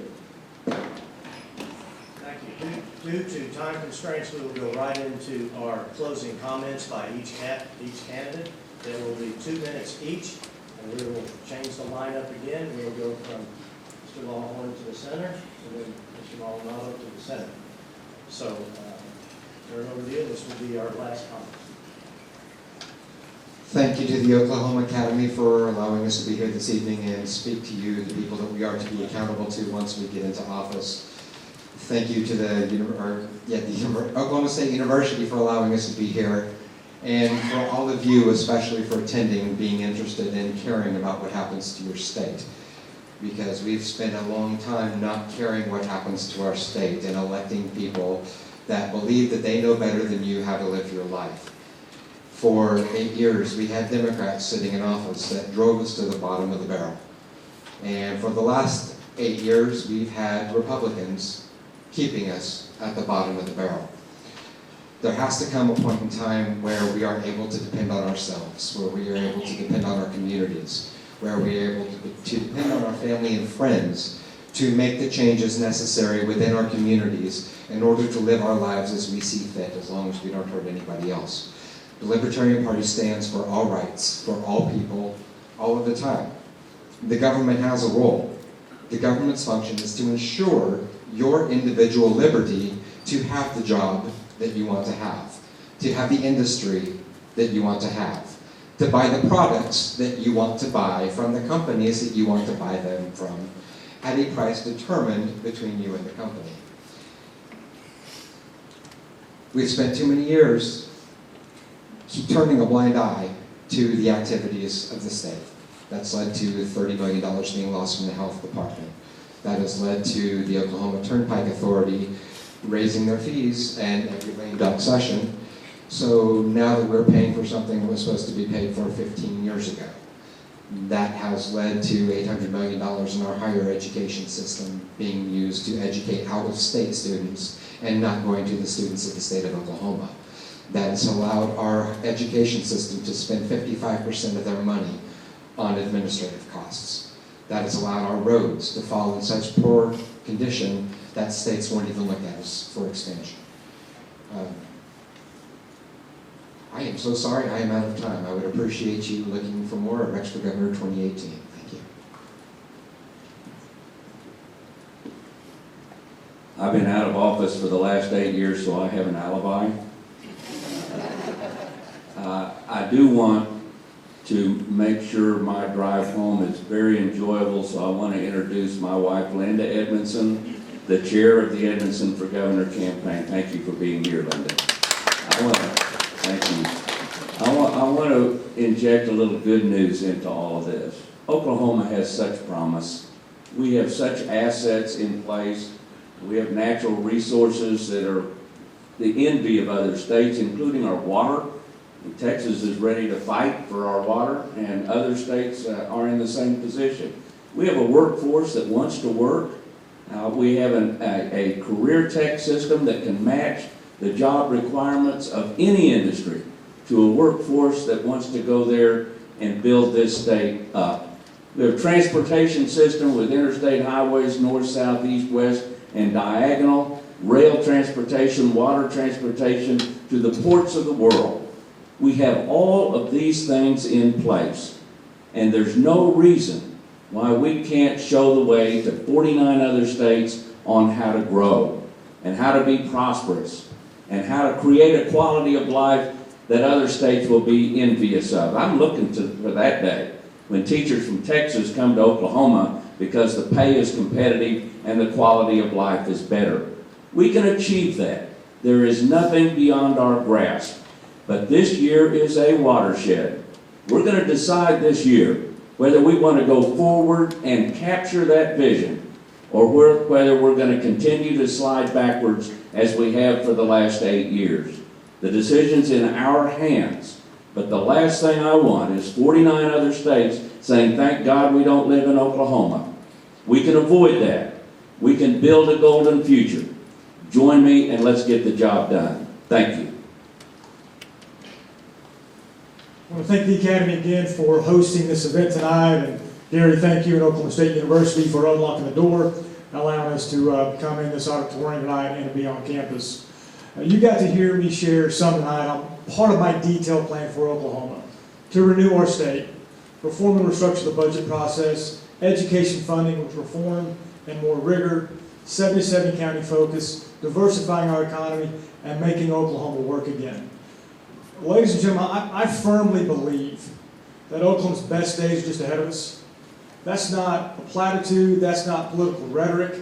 I firmly believe that. Oklahoma will experience a renaissance, but not by accident, not by happenstance.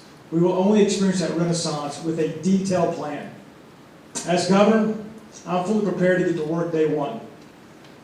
I served 6 years in the Oklahoma State Senate a long time ago.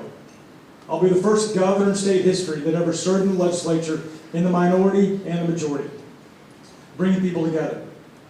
I've got a career of detailed planning. Every day as governor, we'll have a detailed plan of attack and execution with our administration. And I'll close with this confession. Part of this candidacy is selfish. I mentioned my wife, Monica, married 22 years. We have 2 teenagers, a son and a daughter, an 18-year-old and a 14-year-old. As a dad, and good Lord willing, as a future grandfather, I do not want to visit my future grandchildren in another state. And when Griffin and Lauren Lamb finish their education in Oklahoma, I went through the opportunity waiting for them when they finish their education. That will happen if we renew Oklahoma. I ask you to join the team. Look at our website at votetoddlamb.com, and I'll make you a special deal tonight since you all came out and listened to us for 2 hours. Bumper stickers are free. Thank you for coming out. Let's renew Oklahoma.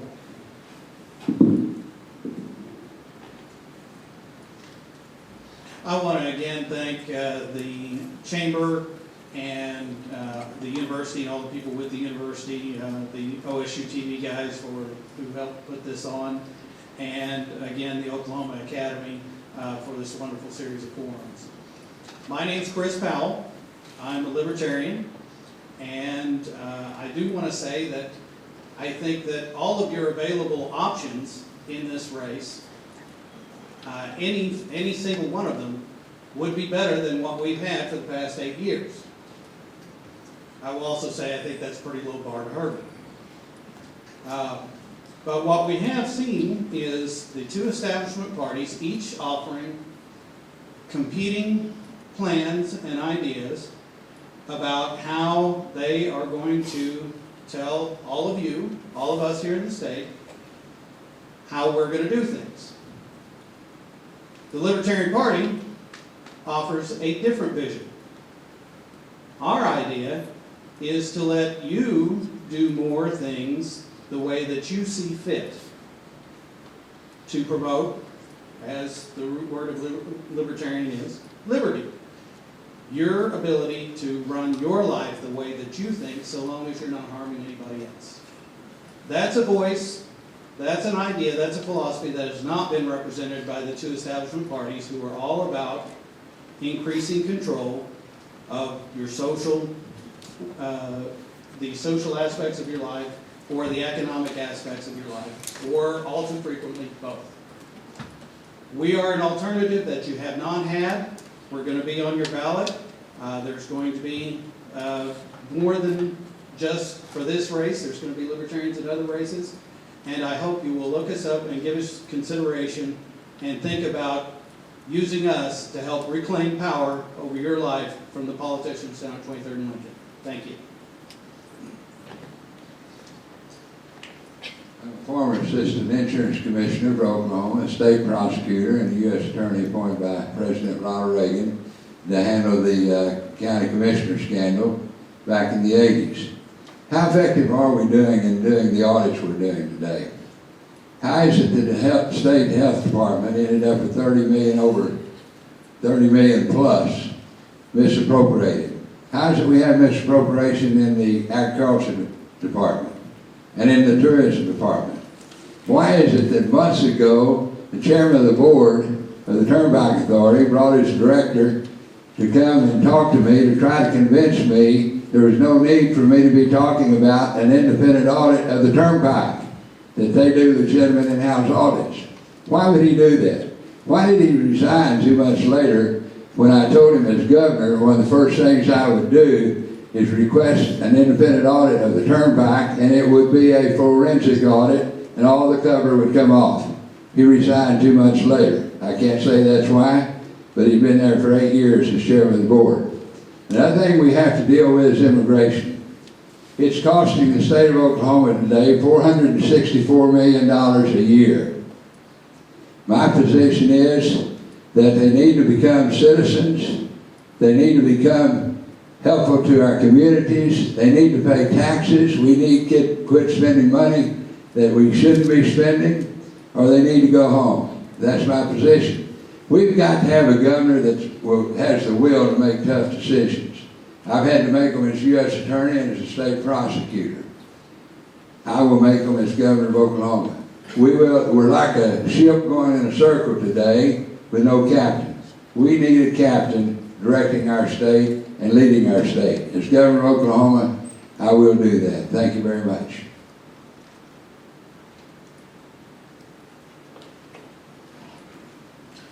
All right, I'd like to say thanks for having me here tonight.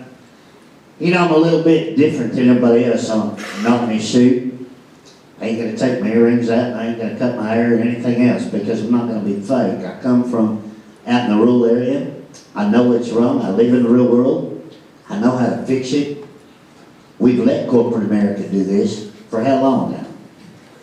And we're going backwards, okay? It's time somebody gets up there that's gonna shake their cage. 4,000 laws and statutes a year that is introduced to take your rights away from you and to put more restrictions on you. And we wonder why they can't get nothing else done. There's no need for it. So let's get somebody up there that can make them use their time to make this state great again, instead of making your lives miserable. And trust me, you might not think I can do this, but I can get up there and we can make this state awesome again. Because I ain't scared to get dirty. I'll get out there and we'll haul scrap iron together if we had to make this state great. Because that's exactly how I paid for that limousine, and that's exactly how I paid for that $1 million zoo that sits in the middle of Oklahoma. It's hauling scrap iron. And I don't think any of those people up there in that Capitol have ever had to because of lobbyists. And they were born wealthy. Or they got those $3 million campaign budgets. It's not about you. It's about them. And I'm standing here and saying I'm about you. Thank you very much. I've actually hauled scrap iron before, all right? With my granddad. It's been a while, but it'd be fun. Anyway, my name's Kevin Stitt, and as I've traveled all 77 counties, people are tired of coming in last place. That's why I'm running for governor. I don't think we have any different issues than any other state does. So that's what's so frustrating for me, that we're at the bottom of all the categories. We're at the top of the incarceration categories. And so I want to end politics as usual. You know, we've got 72 different agencies in state government actually hire third-party lobbyists that then turn around and try to lobby for more money. I will end politics as usual and bring people from the private sector to run these different agency heads. I also think we need a new vision in our state. I've got a vision for us to be a top 10 state, top 10 in growth, top 10 in education, top 10 in infrastructure. And I think we need an outside business person to actually take on and capture what's happening, the momentum in the national economy. The corporate tax cut, Trump administration just lowered it from 35 to 21. That was a huge move. That leveled the playing field. Now there's a move to bring manufacturing back to the U.S. We can capture that growth right here in Oklahoma.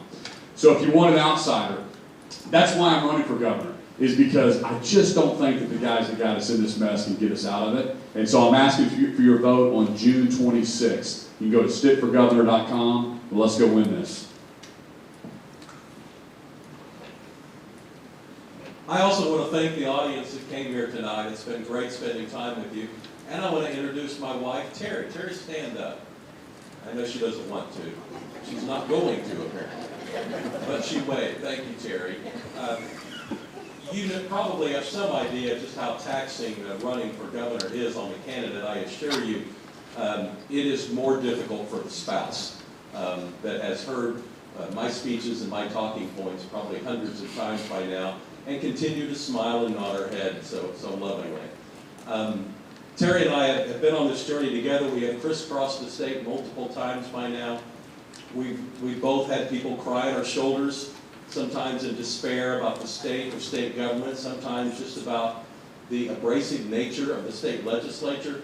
But we both remain optimistic. I'm from central Oklahoma. She's from the far northeast part of the state. She is a coal miner's daughter who has equally hard work ethic as I do. And we would love the opportunity to represent this state. I have prided myself on helping to build a quality of life in Oklahoma City and spent my time trying to create jobs in Oklahoma City. We have succeeded on a lot of fronts. We're known as one of the best managed cities in the country. We have diversified the economy over the last 25 years.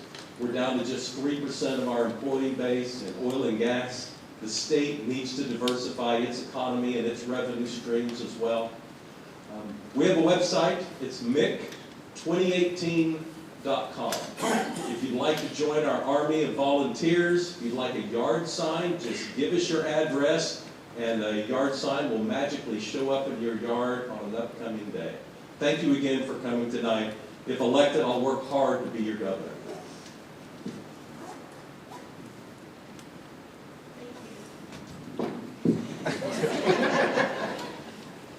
Hello? So Joe stole my line. I think I'm the most different one up here. What you think? It has been a privilege and an honor to get to come to O State once again. I'm the proud mother of an O State graduate who, by the way, does all my graphic design, so if you need a good worker. But I'm Connie Johnson, and I'm running to be governor of the state of Oklahoma because I want to fix our broken system. I'm known as an educator, but I'm also known as a listener. And my service has been informed by listening to grandparents raising grandchildren because of our mass incarceration system. It's been informed by citizens in Bokoshi who, because of political corruption, are fighting for their lives, breathing in seriously damaging, lung-damaging fly ash. All of these are the types of things that we're hearing as we traverse this state. And to me, to fix this problem, we have to have someone who's like Wyatt Earp, bold, courageous, and brave. I promise to you that I will hold elected officials accountable when we're sitting at the table negotiating the budget. I'll have their ethics report so we'll know whether they're voting for you as the people or whether they're voting for their special interest. We will raise new monies in order to fund affordable, accessible, and quality health care and mental health services, to fund education and pay teachers, and finally to make sure that our infrastructure and our environment is one that makes us proud to take our place as a leader in the 21st century Oklahoma. Thank you. Thank you, I'm Gary Jones, and I'll tell you that everyone up here is a politician. Don't let them tell you any different. You're a politician when you're running, but the question is, can you make that transition from politician to public servant? I've made that transition on the day I got elected. You know, everybody thought I was going to be the most partisan person in the Capitol because I came from being the chairman of the Republican Party. Now I'm known as the least partisan person. You know, I talked about the fact that we had a problem with the assessors. That was not my job to do that. I took that task on and we got it done. It wasn't my job to stand up and find a solution to get teachers a pay raise, but I did that, and I stood up and did that. And I will tell you that not everybody that works in government calls the problem. Granted, I will tell you that there's a management problem there. I've been in management virtually all my life. At 18, I was a telephone operator. At 20, I was a manager over 120 operators. At 21, I was promoted, working in the Office of Planning and Budgets, traveling the state. 28, started my own company, but every job I've had, I've left it better than I found it. Every day we look for better, more efficient ways of doing things. There are people out there that really want to work hard to make this a better state. And folks, we don't need politicians, we need public servants. You know, I guarantee you I won't have the most money. I've never had the most money in a campaign. But I will tell you that Frosty Troy referred to me as the hardest working man in Oklahoma politics. I wear that with pride. Because every day I go to work and every day I work with those good people of the state of Oklahoma that really want to do a good job. And there are those people out there that do that. So you have to ask your questions. Are you really wanting somebody that can really go in there and work with people, bring people together, and move this state forward? Or you want a politician? Somebody that goes out with their hands out, raises a bunch of money, puts out ads that tells you what you think they tell you what you think you want to hear. But folks, I'm running on my track record. I'm running on my qualifications. I'm a CPA. I'm very proud of what we've done. And I'll tell you, the auditor's office, very proud of what we've done. I know what happened at the health department. We'll tell you in about 30 days, but I can't tell you right now. But we have a very professional staff, and I'm very proud of that. I want to be your governor. I'd love to have you vote on June 26th. Thank you very much. All right, thank all of you. On behalf of the Academy, I would like to thank number one, OStateTV.tv. It's being live streamed as we speak. It will be available, I understand, for a short period of time if you would like to see it. Oklahoma State, of course, the Stillwater Chamber of Commerce for helping us with it. And we definitely want to thank our candidates because they are the ones that have invested personally, and I'm sure they've invested financially and they are dedicating a lot of their personal time to help Oklahoma. So let's give them a great round of applause.